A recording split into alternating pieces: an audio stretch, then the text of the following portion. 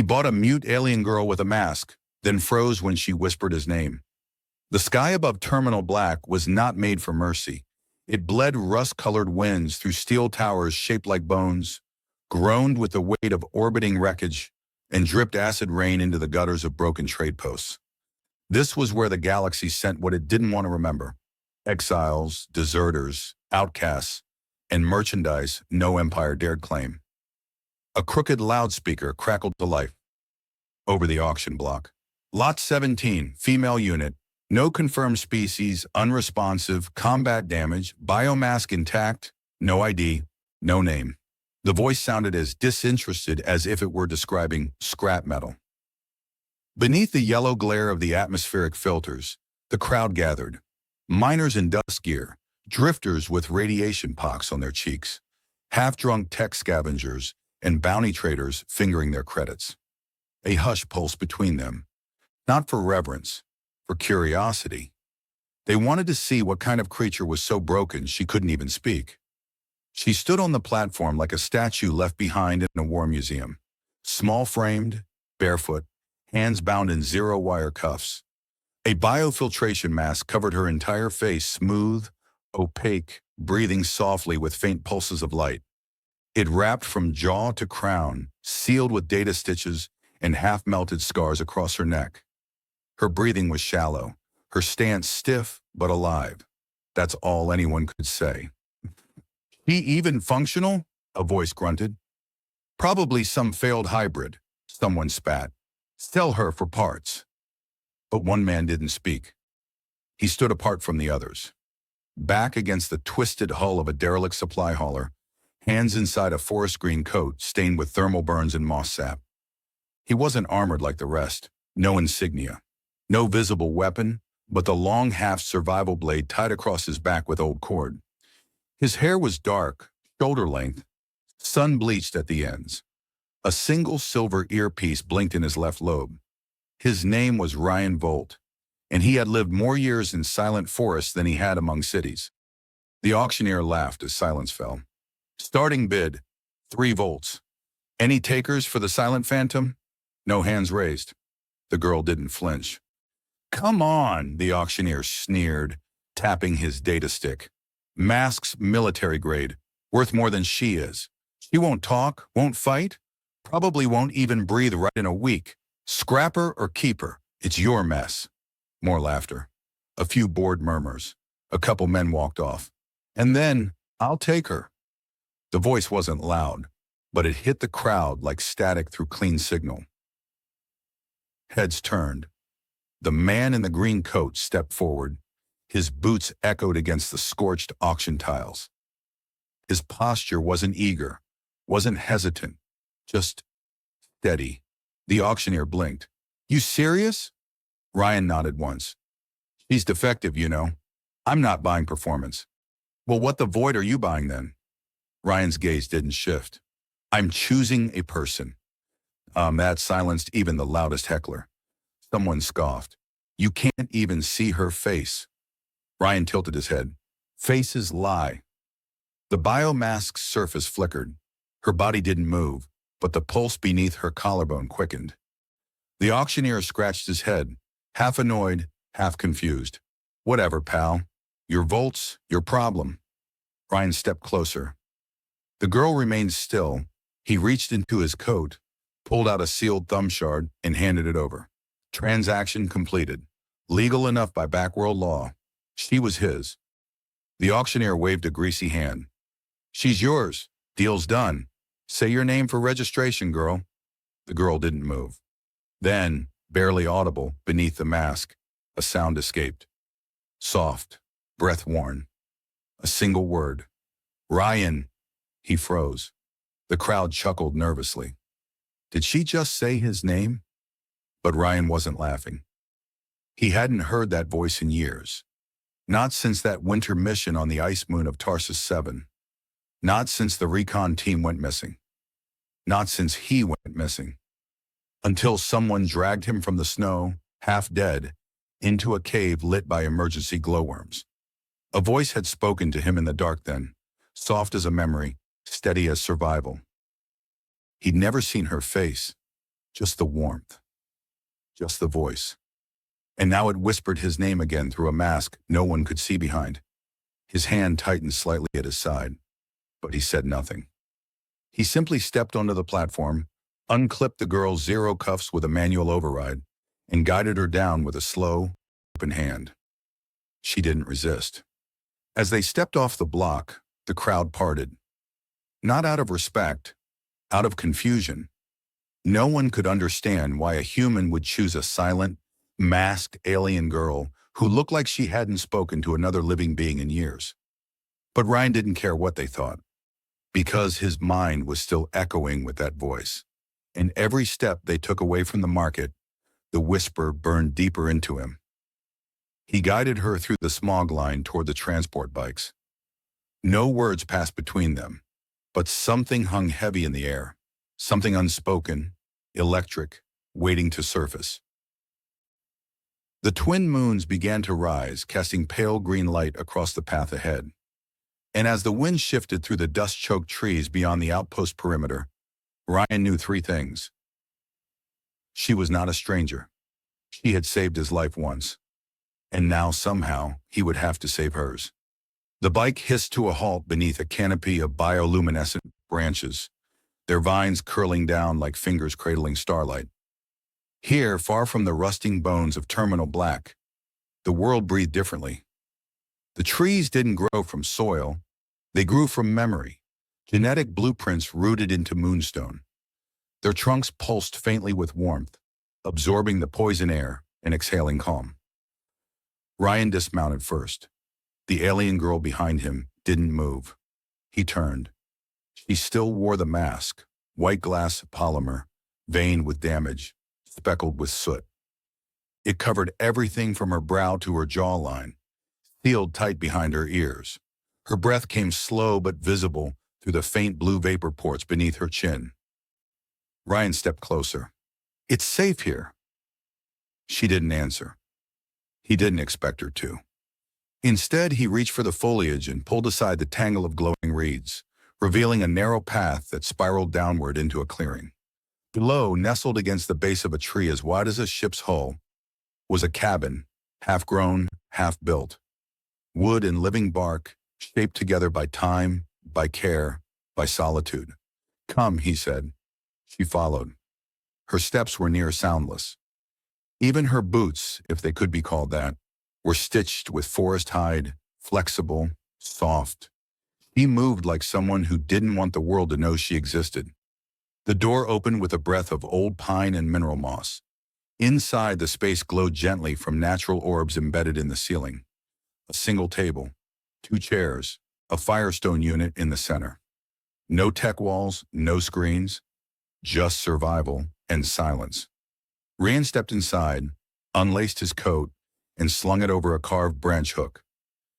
He moved without announcement, his hands practiced, his body calm. He laid out dried mushrooms, clean broth, and root slivers onto a pan, his knife sliced in a steady rhythm. No wasted motion. He did not look at her, but he left space for her, just a steady rhythm. No wasted motion. He did not look at her, but he left space for her, just enough. She stood in the doorway, still watching, still masked, still silent, until slowly she stepped in, not toward him, not toward the table. She moved to the far side of the room, near a wall of natural vines, and rested against it. Not seated, not slouched, just crouched low with her back near the corner, arms folded, chin tilted down. He didn't speak. He didn't offer comfort. He simply cooked. The scent filled the cabin, salted steam, roasted spice root, a little burn from the pan's edge. He filled 2 bowls, placed one on the floor beside her without eye contact. Then he took his and sat at the table alone. The Firestone pulsed amber and blue between them, throwing dancing light against the wood grain. For a long time, the only sound was the soft scrape of Ryan's spoon. Then a shift. She reached, carefully, lifted the bowl, held it under the mask's chin vent, and using some unseen motion, drank. Her posture remained tight, shoulders tense, but her hands did not shake. She drank slow, controlled. Not like someone hungry, like someone afraid to be seen as hungry. When she finished, she set the bowl down exactly where he had left it. Her voice came seconds later. Small, not trembling, not uncertain, just unused. "What is it?" He looked at his bowl, stirring slightly. "Called it forest stew once, then I changed the name." She didn't ask why, but he told her anyway. "I used to make it for myself. Then I started making 2 bowls, even when there was no one else to eat the second." A pause. Then, barely a sound from her side of the cabin. Something between a breath and a laugh. He let the moment rest. Didn't force it. Didn't speak again. When she finally moved, rising to her feet, he watched from the corner of his eye. She took her bowl, walked to the tiny wash basin, and cleaned it. Her hands were practiced, as if this was not new, as if once she had known what it meant to live somewhere where you didn't have to run. She placed the bowl back on the shelf, still masked, still unreadable, but standing taller. He nodded once in quiet thanks. She didn't reply. She crouched again near the wall, this time not as tightly. Her back didn't press as hard to the wood. Her arms didn't cage her ribs. She slept like that, unmoving, long after Ryan dimmed the lights and fed the firestone a final ember. He didn't sleep right away. Instead, he walked to the back of the cabin where a small sealed crate sat hidden beneath the bedrolls. He opened it. Inside, wrapped in old cloth, was a stitched square of fabric. Uneven thread, purple markings, a symbol he had never deciphered but never let go. He ran his thumb across it slowly. He had found it 3 years ago, folded near a dying fire in a cave on the frozen side of Tarsus 7, left behind by a masked woman who never gave her name, who saved his life with bitter tea, fire, and the softest voice he'd ever heard. This girl's voice had the same quiet weight, the same steadiness, the same sadness. He folded the cloth again and placed it back. But he said nothing, because he wasn't sure. Not yet, and he would not demand her story before she chose to give it. The next morning, when he woke, she was already outside, kneeling by the edge of the forest, hands buried in moss. The mask still covered her face, but she was not hiding. She was breathing, turned to him. The kind of breath that came only when your lungs started to believe you might not die anymore. Ryan didn't interrupt. He simply stepped back inside and cooked again. 2 bowls, this time with dried kelp and root paste. He set hers beside the fire. She came in 5 minutes later and sat beside it, not crouched, not curled, just there. A stillness passed. She turned her head slightly, just enough to glance sideways through the mask's flicker screen. "You kept making 2 bowls," she said, voice faint through the vent, "even when no one came." "I wasn't waiting," he replied. "I was remembering." "Remembering who?" He looked into the fire. "Someone I never saw, but whose voice saved me."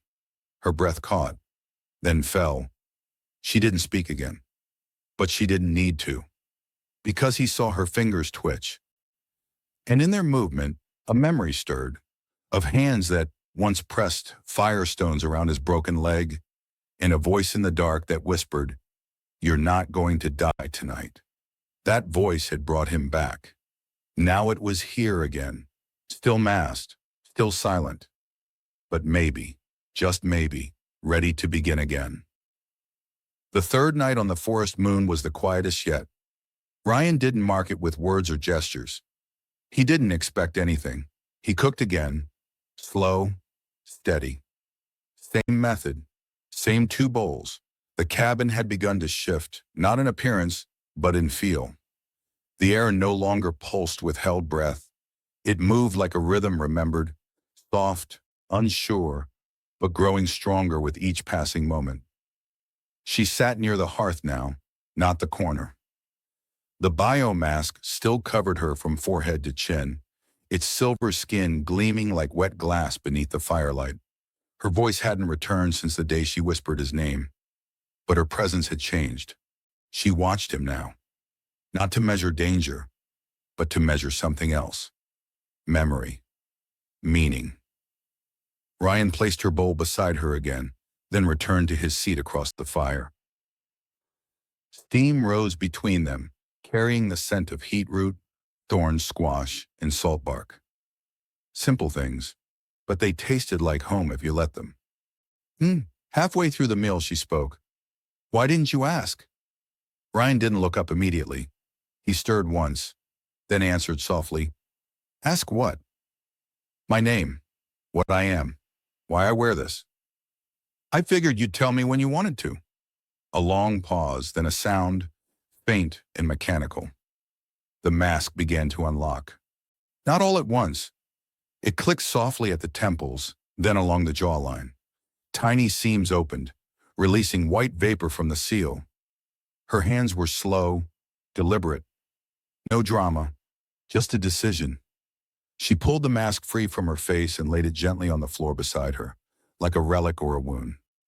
Ryan didn't stare, but his gaze lifted. Her face was not monstrous.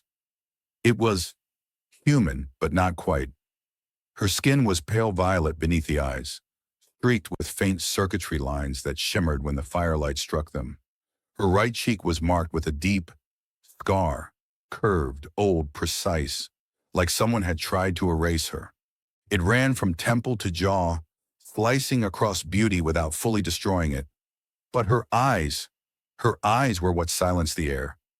Amber gold, alive, intelligent, but ancient with grief. She looked at him, not defiant, not afraid, only bare. I was made, she said.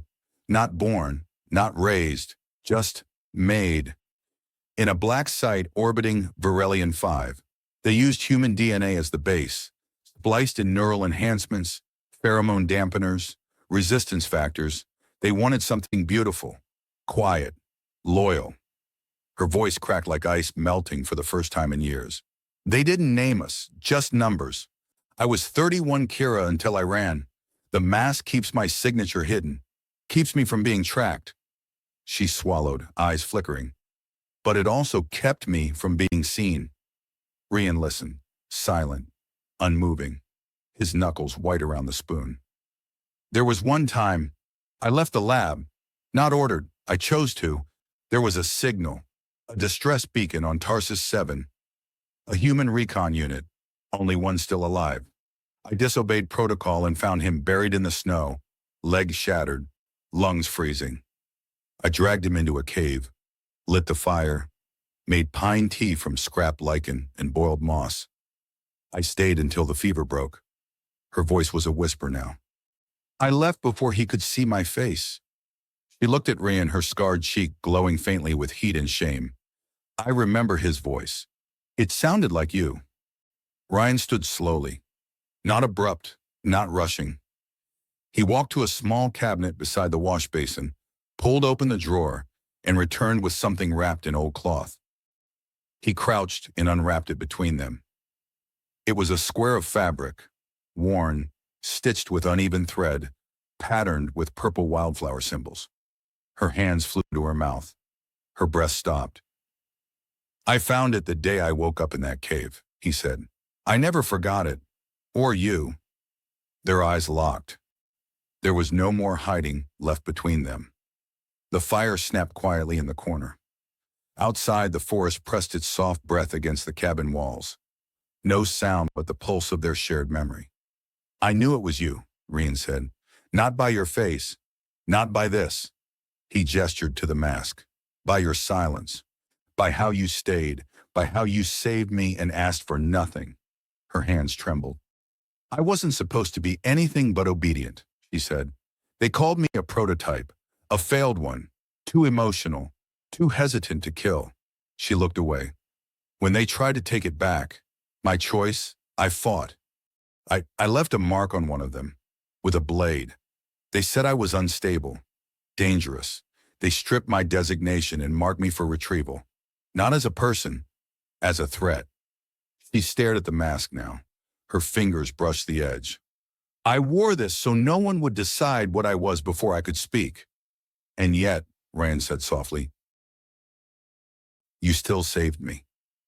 She blinked, confused. He stepped forward, sat beside her, close but not touching. "You had no reason to. You were already running, already hunted.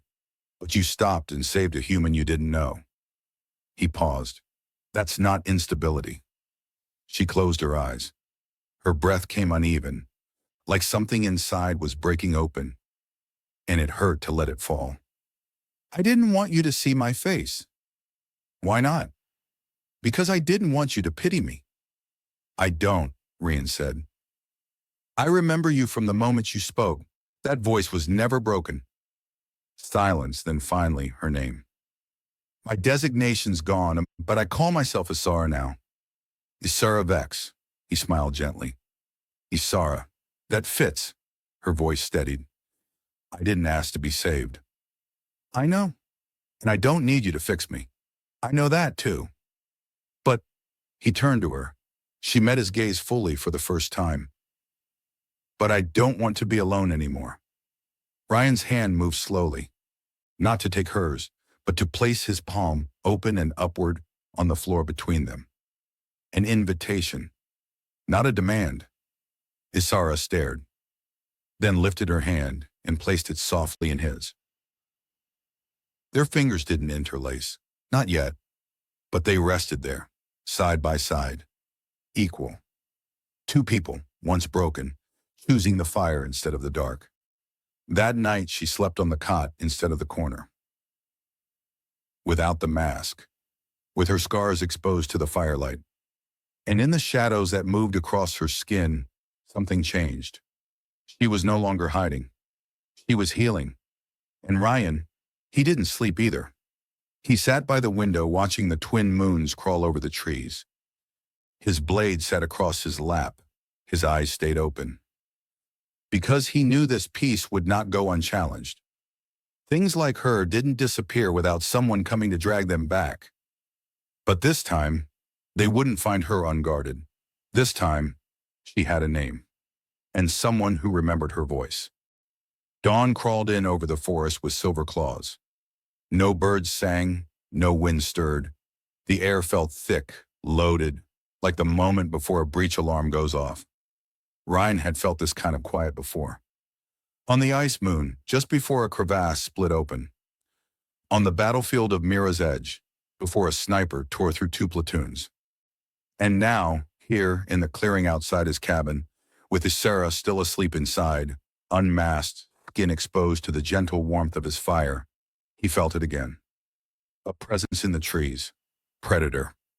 He rose slowly from the porch step, eyes scanning the tree line. He didn't reach for his blade yet. He didn't move toward his rifle inside. The forest had taught him something better than weapons. Stillness. The kind of stillness that lets you listen. Crunch, a boot, one pair, deliberate steps. Then, emerging through the luminescent vines, coat glistening with acid dust and boots slick with mud, a man appeared. Tall, hard, clean, dangerous. His coat was enforcer grade, plasma woven and weatherproofed. His face was scarless but sharp, carved in angles that didn't know softness. His eyes were a cold gray, polished like freshly reloaded ammo. He didn't wear his badge openly, but Ryan recognized the weapon at his hip.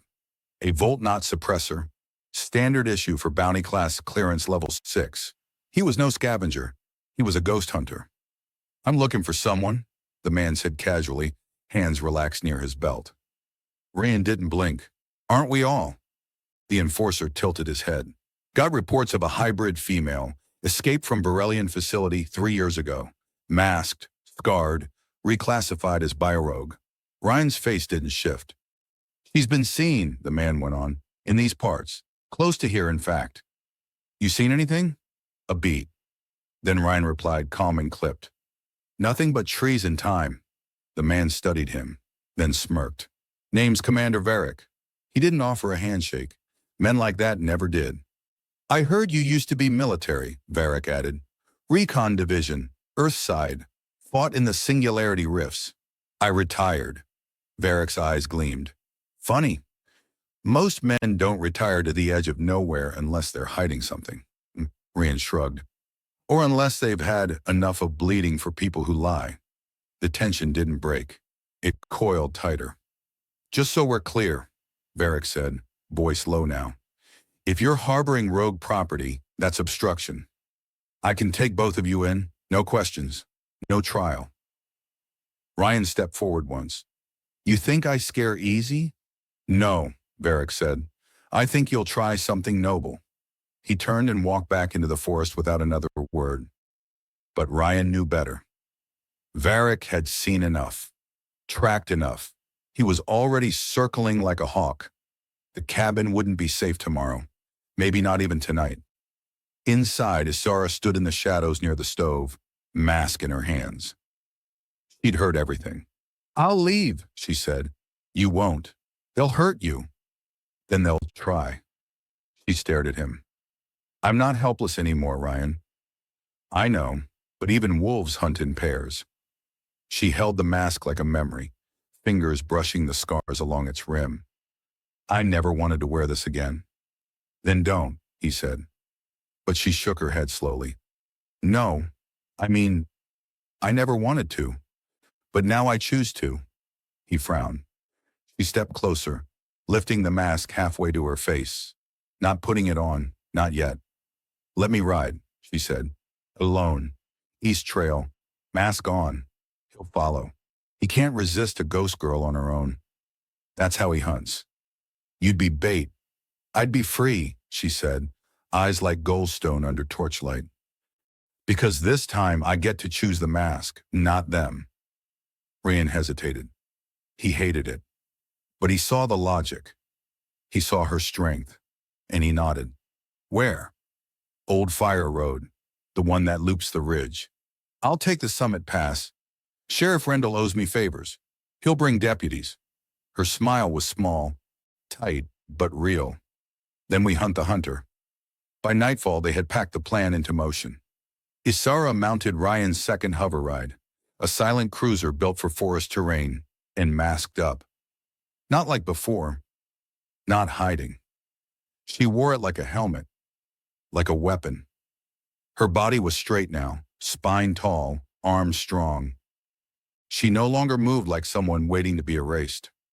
She moved like someone who had already survived the worst and now dared the world to try again. Ryan watched her disappear into the eastern path, heart thudding behind his ribs like war drums. Then he turned north and rode hard into the dark. It took hours to reach the ridge station. Sheriff Rendell was waiting, half drunk and half armored, but loyal. You're serious? The sheriff asked. A bio-rogue girl with scars and a bounty this thick?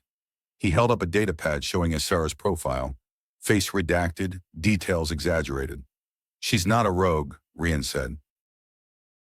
But she's dangerous? Ryan's jaw set. Only if you're the kind of man who chains angels and calls them weapons.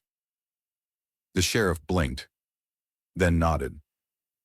You always did pick strange company, Bolt. An hour later, they set the trap. Dawn kissed the valley with blood-red light. Isara rode into it like prophecy. Her cloak flowed behind her like the last breath of a legend. Her mask's glow was dimmed, deliberately ghost-like. She moved slow, vulnerable, designed to lure. She heard the hover behind her. Before she saw it, Varric didn't come fast. He came precise, quiet, predatory. By the time she reached the clearing where the trap was laid, he was 20 meters behind her, suppressor drawn, bike idle. End of the road, 31 Kira, he called. He dismounted, didn't run, didn't even flinch, just stood, still masked, still facing away. He stepped forward, gun raised. Don't make this difficult. She turned, lifted her hands. He stepped closer. And then, from the ridge above, the trigger dropped. Sheriff Rendell's voice echoed through the loudspeaker. Drop your weapon, Varric. You're in violation of interspecies refuge law. Varric's eyes widened, but he turned too slow. Ryan dropped in from the side, boots slamming into the dirt. He drew his blade, not to strike, but to pin Varric's coat to the ground with a spinning arc. Before Varric could recover, he was surrounded. 3 deputies, 2 shields, 1 truth. And then Isara removed the mask. Not with shame, with power. She held it in both hands and spoke to Varric directly. "My name is Isara Vex," she said. "I am not a designation. I am not your property. I am not broken. I survived you." Ryan stepped beside her. He didn't touch her. He didn't need to. His presence was the shield now. "You're done," Ryan said. "You brought war to a woman who only wanted peace." Varric stared, then smiled. "You're clever," he said. "But this isn't the end." Ryan looked to the sheriff. Rendell nodded.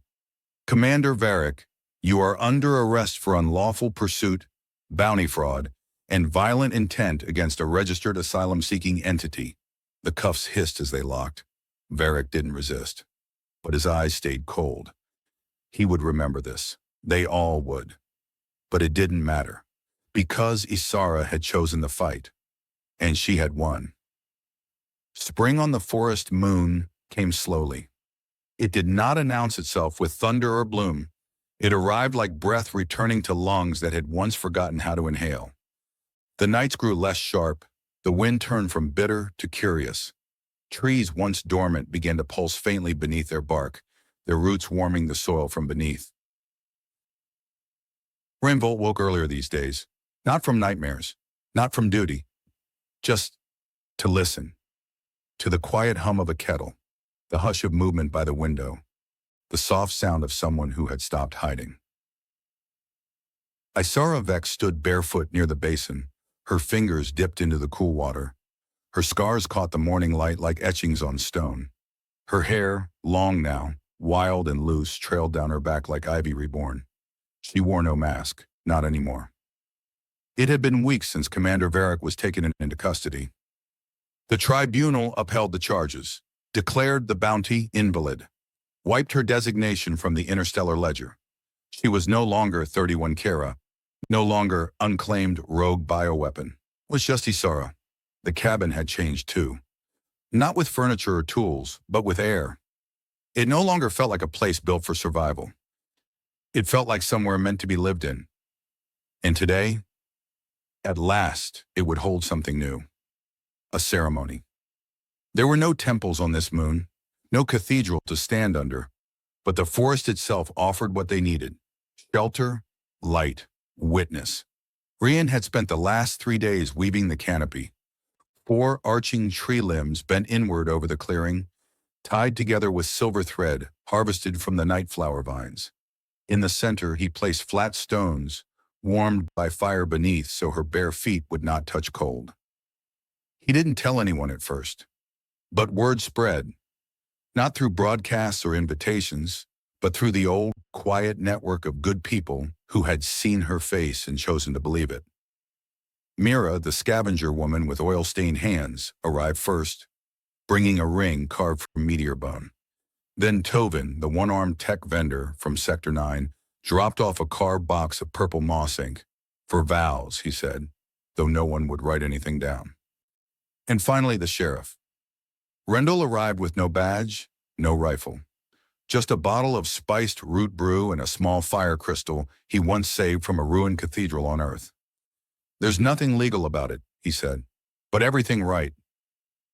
Ryan nodded. They didn't need laws to recognize what had already happened between 2 people who survived what should have destroyed them. Inside the cabin, Isara stood before a mirror. Not just any mirror.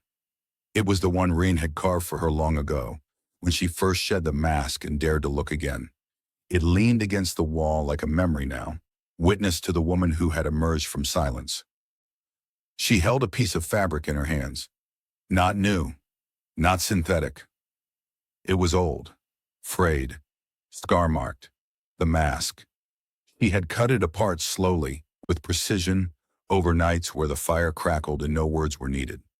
Ryan had washed the material gently, twice, dried it under starlight, then offered her the silver thread used for stitching wounds. She had sewn it herself. Now it was a veil, not one meant to hide, but to shape, to choose. She lifted it over her head. It draped across her forehead, down to her shoulders, sheer now, woven through with soft vine patterns and tiny embroidered stars in purple thread, the same flower symbols she had once left behind in a cave of ice. She looked at herself. For the first time in her life, the scar didn't feel like a brand. It felt like a landmark. She whispered her name to her reflection, not to remember, but to confirm. I am Isara Vex. The forest opened before her as she stepped outside. The canopy above shimmered faintly, soft blue pollen drifting like blessings through the air. A few guests waited quietly. Not many, but all of them stood without weapons, without fear. At the center stood Rian. He wore a coat of dark barkweave, stitched at the cuffs with silver runes. He had trimmed his hair, cleaned the mud from his boots, and polished the carved pendant that hung from his neck. The old cloth square she'd left behind years ago, sealed now behind glass and wood. His eyes met hers the moment she stepped forward, and the forest stilled. Not out of awe, out of recognition, because this was not a woman reborn. This was a woman who had returned to herself. Ryan didn't speak at first. He waited. When she stepped into the circle of stone, her hand found his. Warm, steady. He looked into her golden eyes and exhaled as if the last weight he carried had finally slid from his shoulders. Then softly he spoke. I remember the voice before I ever saw the face. And when I heard it again, I knew. I knew it was you. I didn't need proof. She swallowed, but didn't look away. Ryan continued. No matter what tried to define you, codes, scars, silence, you remained you. You made your own name. And today I choose it too. He lifted a thin metal band, engraved with his insignia from Earthside Recon, no longer worn. He placed it gently on her finger. She smiled, eyes full, but unspilled. Then she spoke. When I saved you, I didn't expect anything. I left before you could see me, because I didn't believe someone like you would ever want someone like me. She lifted her hand, brushing her scar. But you didn't just see me. You waited. You listened. You never asked me to be something softer. Only something true. She removed a second ring from her veil's edge, carved from her own mask's internal ridge. Symbolic. Sacred. She slid it onto his finger. You said my voice was never broken, she whispered. So I offer to you now, not as surrender, but as song. Rian didn't reply immediately. He just leaned his forehead against hers, and the veil slipped slightly between them, casting a glow across their faces like a soft veil of shared starlight. A beat, then a kiss. Not loud, not desperate, but steady, anchored, eternal. The trees moved with the wind. The guests did not clap, but some wept. And somewhere in the branches, a bioluminescent bird sang its first note of